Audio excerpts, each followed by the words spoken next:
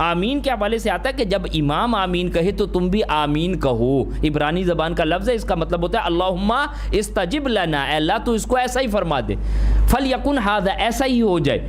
تو یعنی کیا کہا, دعا کرتے کرتے کرتے آ رہے ہیں تو کہا اللہ ایسا ہی ہو جائے, اللہ ہمیں یہود سے بچا, نصارہ سے بچا, اور انعام یافتہ لوگوں میں سے کر دے, سیدھی راہ دے دے, ہے نا. ہم تجھی سے مدد مانگیں کہ تیری عبادت کریں گے. یہ ساری باتیں کرتے کرتے آخر میں آ کے آمین کہہ رہا ہے. اللہ کے رسول کریم صلی اللہ علیہ وسلم فرماتے ہیں کہ جس نے آمین کہا اور اس کی آمین جو ہے امام کے ساتھ کہا اور اس کی آمین فرشتوں کی آمین سے مل گئی تو اس کے پچھلے گناہ معاف کر دیے جائیں گے. بخاری کی روایت ہے. صحیح جی, بہرحال اس کے ہم اہتمام کریں. اس کے بعد جناب ہمارے پاس الحمدللہ جو ہے وہ فوری طور پر شروع ہوتی ہے ایک طویل ترین سورۃ, سورہ بقرہ. کتنے پاروں پر مشتمل ہے؟ 2.5 پارے الحمدللہ. اور جادو ٹونے کا علاج بھی اسی میں رکھا گیا. لا تجعلوا بیوتکم قبورا فإن البیت الذی تقرؤ فیہ سورۃ البقرہ لا يدخلہ الشیطان. جس گھر میں سورہ بقرہ پڑھی جائے گی اس گھر میں شیطان داخل نہیں ہو سکتا. بھائی جادو جنات یہ ٹی وی کھول کے علاج والوں کے ایڈریس نوٹ کرنے سے کبھی بھی نہیں جائیں گے. یہ تو جن اندر آ رہے ہیں, گھر میں آ رہے ہیں. اور اپنے گھروں کو قبرستان مت بناؤ. جس گھر میں قرآن نہیں پڑھا جاتا وہ کیا ہے جی, ذرا بتائیے گا مجھے. جس گھر میں قرآن نہیں پڑھا جاتا وہ کیا ہے؟ اللہ ہمیں اس کا یقین نصیب فرمائے. یقینی صبح ہو, بندے کا اپنا قرآن کھلاؤ, بیگم اپنی جگہ پہ پڑھو, بچہ اپنی جگہ پہ پڑھو, کوئی ان کے گھر کے قریب سے گزرے, سبحان اللہ قرآن مجید کی آوازیں آئیں. اور یہ کلچر ہمارا رہا ہے, یہ کوئی اجنبی بات نہیں ہے.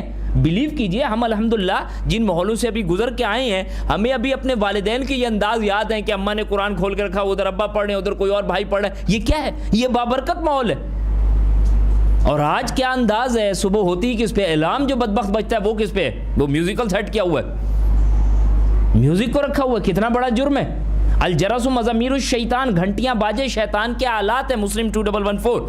تو یہ قرآن کا پڑھنا, اپنے گھروں کو قبرستان مت بتاؤ. اور اسی سے دوسری بات سامنے آتی ہے کہ قبرستان میں قرآن نہیں پڑھا جاتا, جو ہمارا المیہ ہے, مجبوری ہے. کیا کریں, یہ قرآن کس کے لیے؟ مرنے والے کے لیے. پڑھو اور بخشو اس کو, شاباش. اور کوئی اس کا حل نہیں ہے. کیسے ختم ہوگا؟ یہ ایسے ہی ختم ہوگا.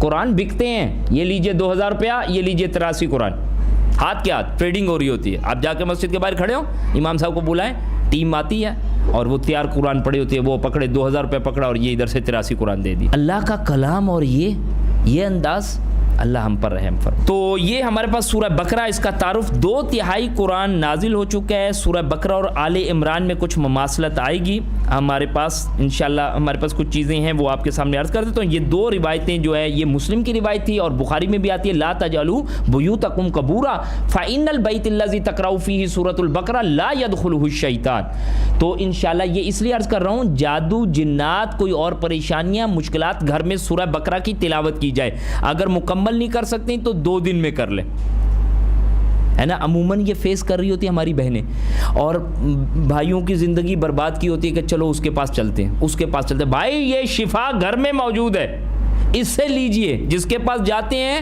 اپنی آنکھوں سے یقین کیجئے, گھر جو بکتے ہوئے دیکھیں, فیکٹری آنر بس آپ کے یہ ہے, یہ بھی بیچے, یہ بھی بیچے, اور باپ آخر میں وہ جب پیسہ ختم ہو گیا تو ساری ٹینشن ہی ختم ہو جائے. اور کیا چاہیے تھا, وہی تو ختم کرانا تھا. اچھا, یہ تفصیلی صورت ہے, اس کو بریک کر کے دیکھنا ہوگا. جب بھی ایک اصول رکھیے گا کہ جب بہت بڑی کوئی چیز ہو, اگر ہم اسے بریک کر کے سمجھنے کی کوشش کرتے ہیں تو وہ الحمدللہ ہمارے ذہنوں میں زیادہ جگہ پاتی ہے, چیزیں یاد رہتی ہیں. تو وہ مضامین انشاءاللہ اس انداز سے ہمارے سامنے آ جائیں گے. سورہ بقرہ کا زیادہ تر حصہ جو ہے وہ 2 ہجری میں نازل ہوا. سود کی حرمت سے جو متعلق آیات ہیں وہ 275 سے 281, یہ غالباً 10 ہجری میں نازل ہوئی. باقی 2 ہجری میں. یہ بڑی اہم چیز ہوتی ہے کہ کوئی سورت کب نازل ہے. ابھی سورہ فاتحہ پڑھی ہے, مکی سورت تھی, ابتدائی سورت تھی. اس کے بعد سورہ بقرہ. ترتیب نزولی اور ترتیب مصحف الگ ہے. ترتیب نزولی یعنی قرآن مجید کا نزول کس طرح رہا ہے, اور پھر قرآن مجید میں یہ ترتیب کس طرح دیا گیا. وہ اللہ سبحانہ و تعالیٰ کے حکم سے نبی اکرم صلی اللہ علیہ وآلہ وسلم نے ہر سورت کو یا ہر آیت کو آپ اللہ سبحانہ و تعالیٰ کی مرضی و منشا سے رکھا ہے. ترتیب توقیفی, اس میں کسی بندے کا عمل دخل نہیں ہوتا. ہوگا. تو 2 ہجری میں نازل ہوئی ہے اور باقی یہ جو ٹکڑا ہے یہ 10 ہجری کا. آخری 3 آیات ہجرت سے پہلے نازل ہو چکی تھی. آمن الرسول بما انزل ہے نا, یہ شب معراج کے حوالے سے ہمارے پاس آئی. 2 ہجری میں درجال 4 صورتیں بھی نازل ہوئی ہیں. ابھی فی الحال ہم ان کو چھوڑتے ہوئے اس کی کچھ مشترکہ خصوصیات دیکھ لیتے ہیں. سورہ بقرہ اور سورہ آل عمران کی مشترکہ خصوصیات. سورہ بقرہ اور سورہ آل عمران میں کچھ مماثلت پائی جاتی ہے. ٹھیک ہے, ایک جگہ اسلام کا ذکر ہے اور ایک جگہ ایمان کا ذکر ہے, اسی کو یہاں پر بیان کیا جا رہا ہے. سورہ بقرہ میں اہل کتاب بالخصوص یہود کے خلاف فرد جرم ہے, اور سورہ آل عمران کے پہلے حصے میں اہل کتاب بالخصوص نصارہ کے خلاف فرد جرم عائد کیا جائے گا. یہاں پر انہیں المغضوب کہا گیا اور یہاں پہ الضالین, یہی سورہ فاتحہ سے ابھی ہم دیکھ کے آ رہے ہیں. اسی طرح سورہ بقرہ کی آیت نمبر 143 میں امت مسلمہ کو امتن وسطا, بہترین امت, درمیانی امت, عادل امت, افراط و تفرید سے پاک امت کہا گیا. اور یہی انداز سورہ آل عمران میں دیکھیں گے کہ کنتم خیر امہ, وہاں پر بہترین امت کہہ کر پکارا گیا. اللہ تعالیٰ مجھے اور آپ کو اپنے بارے میں صحیح اسیس کرنے کی توفیق دے کہ رب ہمیں کیا کہتا ہے, بہترین امت ہو. اور آج امت اپنا مقصد ہی کھو کے بیٹھی ہے, اللہ کے کلام کی طرف ہی نہیں آنا چاہتی. جو چیز اسے یونیک بناتی ہے اسی سے یہ دور ہوتا جا رہا ہے. تو سورہ بقرہ میں اہل کتاب کو کہا گیا ہے کہ ایمان لے کے آؤ, اور سورہ آل عمران میں اسی طرح نصارہ کو کہا جا رہا ہے کہ ایمان لے کے آؤ. اس سورہ مبارکہ کا اختتام جامع دعاؤں پر ہوا ہے جو غلبہ اسلام کے لیے. انشاءاللہ تعالی ہم رکوع میں دیکھیں گے سورہ بقرہ کی آخری آیات, وہاں پر کیا کہا گیا, اللہ تو ہماری مدد فرما دشمن کے حوالے سے. اور اسی طرح یہ انداز ہمیں سورہ آل عمران میں بھی مل جائے گا. اچھا, دونوں کا آغاز جو ہوتا ہے وہ بھی حروف مقطعات سے ہوتا ہے. ابھی انشاءاللہ تعالی آغاز ہوگا تو وہ آپ کے سامنے بات آ جائے گی.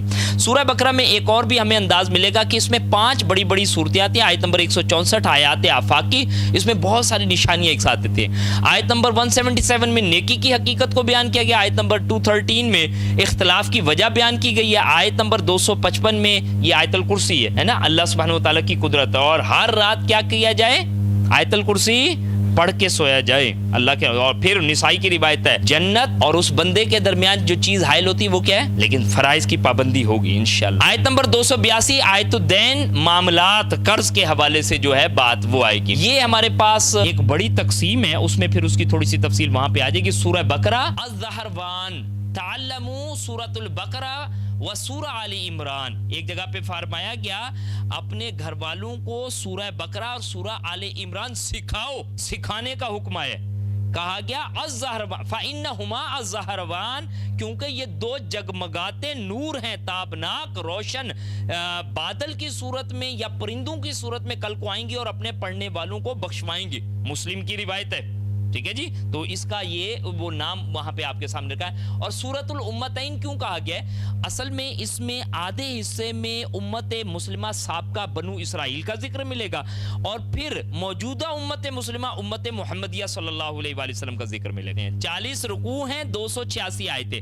اس 40 رکوع کو مدنی سورہ مبارکہ ہے. بڑی تقسیم ذرا دیکھیے گا, 1 سے 18 یہ ایک تقسیم ہے, اور 19 سے 40. اچھا, اب یہ نہیں کوئی بندہ کہے گا کہ یہ بدعت ہو گئی, یہ تقسیم کیسے کر دیا آپ نے سورہ بقرہ. سورہ بقرہ نہیں تقسیم کر رہے, خدا نخواستہ سمجھنے کے لیے کہ کہاں تک کیا مضامین آئے ہیں ان کی کوئی ایک تقسیم کو دیکھ رہے ہیں. پہلے 18 رکوع اور دوسرا حصہ 40 سے 19 رکوع. آپ دیکھ رہے ہیں 18 رکوع میں 152 آیات آئی ہیں, اور اگلے 22 رکوع میں 134 آیات ہیں. ان 152 آیات میں سابقہ امت مسلمہ, ہم سے پہلے جو امت مسلمہ کے درجے پہ فائز تھی, ابھی انشاءاللہ ان کے بارے میں الفاظ پڑھیں گے کہ ہم نے انہیں تمام عالم پر فضیلت دی تھی, لیکن جب انہوں نے اپنا کام نہیں کیا تو ہم نے انہیں معزول کر کے یہ درجہ کس کو دے دیا ہے, ہمیں دیا ہے. تو پھر اپنے اس درجے کو پہچانے. خالی امت محمدیہ صلی اللہ علیہ وآلہ وسلم ہو جانے سے کام نہیں ہوگا جب تک کام نہیں کریں گے. اور سورہ بقرہ کی آیت نمبر 62 یاد رکھیے گا, اس پہ یہی بات سمجھیں گے انشاءاللہ. 18 رکوع ہیں اور 18 رکوع میں 152 آیات, سابقہ امت مسلمہ بنو اسرائیل.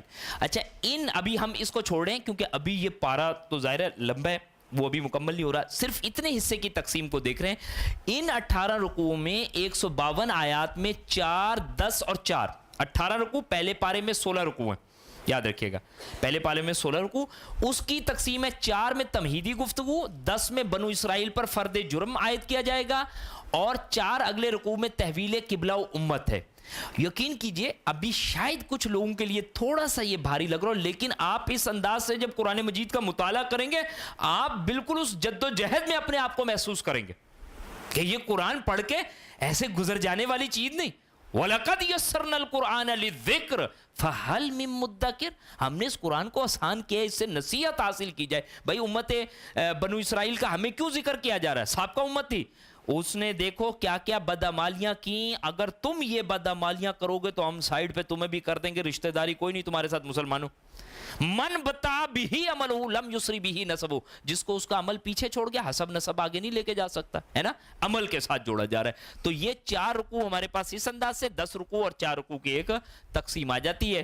یہ ہمارے پاس ان پہلے 18 رکوع کے حوالے سے ہے کہ 1 سے 2 رکوع میں 3 گروہوں کا ذکر اور مکی قرآن کا خلاصہ.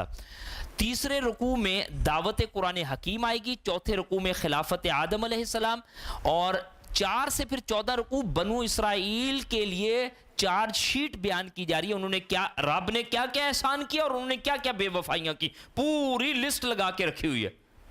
اور یہ لسٹ اس لیے ہے کہ مسلمانوں یہ سارے کام تم بھی کر رہے ہو.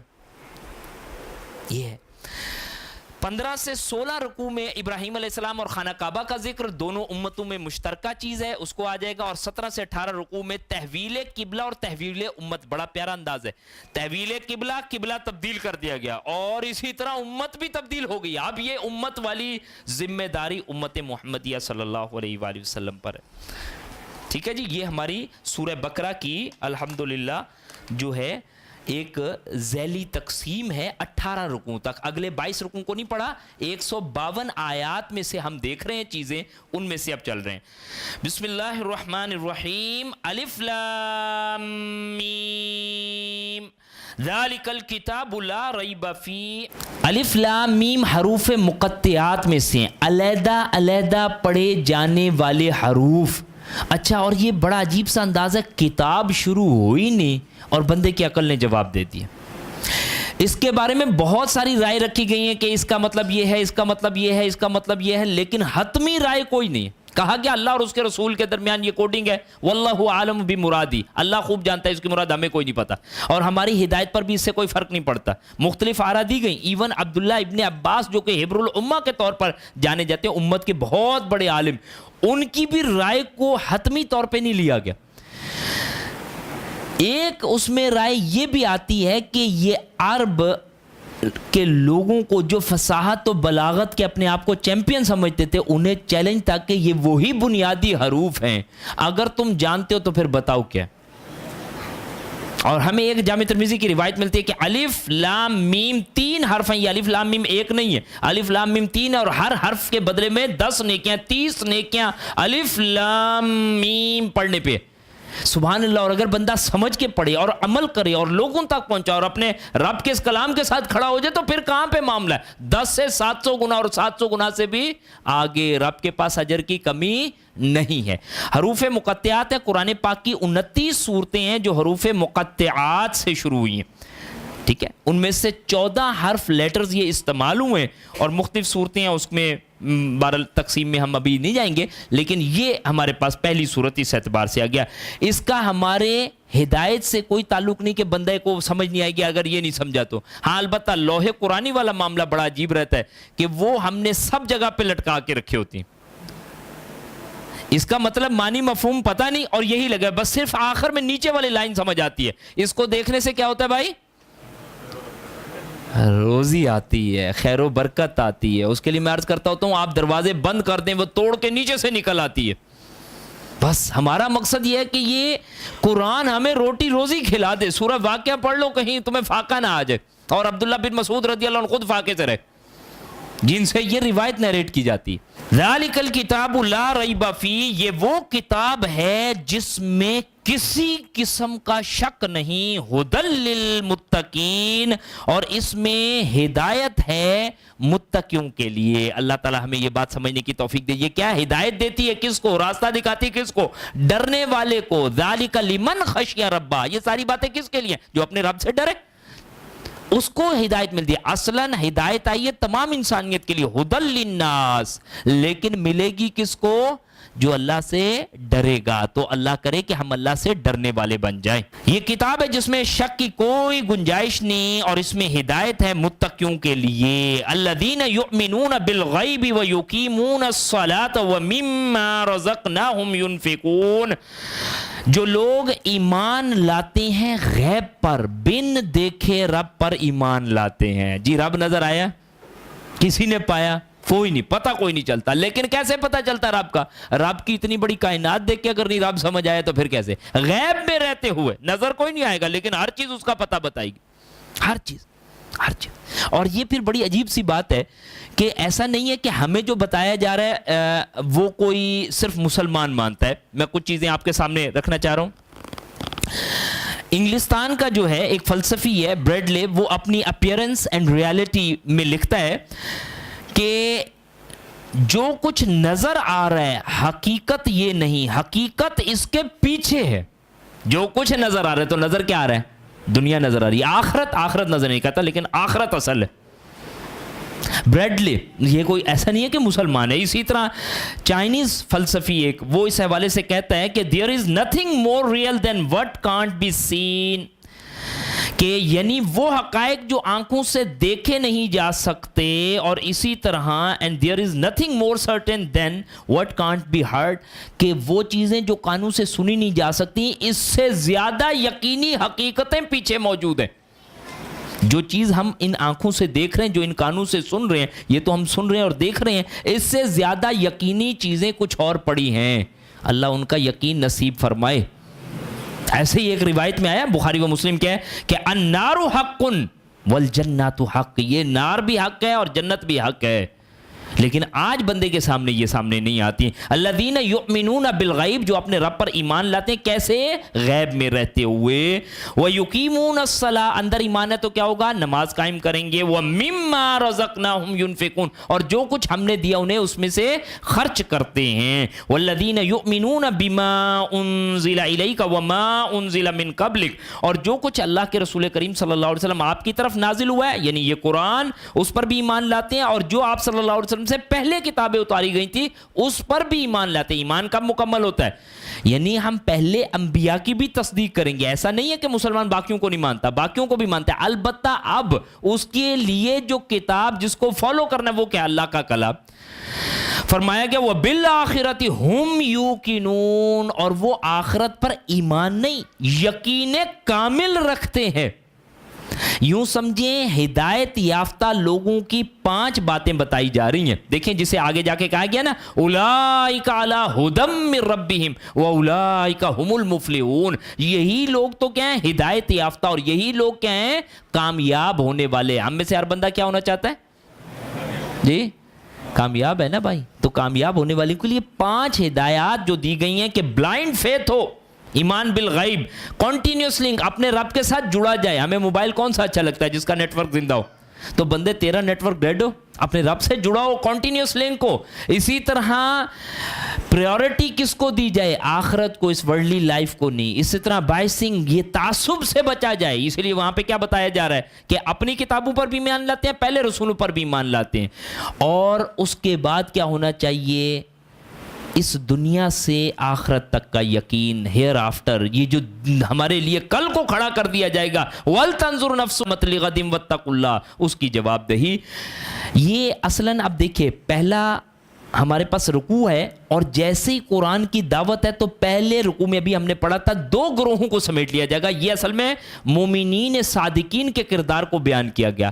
اب آگے جو کردار آ رہا ہے وہ کفر والے کردار کی بات آ رہی ہے. ان الذین کفروا سواء علیہم اانذرتہم ام لم تنذرہم لا یؤمنون، کہ جن لوگوں نے انکار کر دیا آپ انہیں ڈرائیں یا نہ ڈرائیں ان کے لیے برابر ہے، وہ ایمان نہیں لائیں گے. کفر کی بات ہو رہی ہے.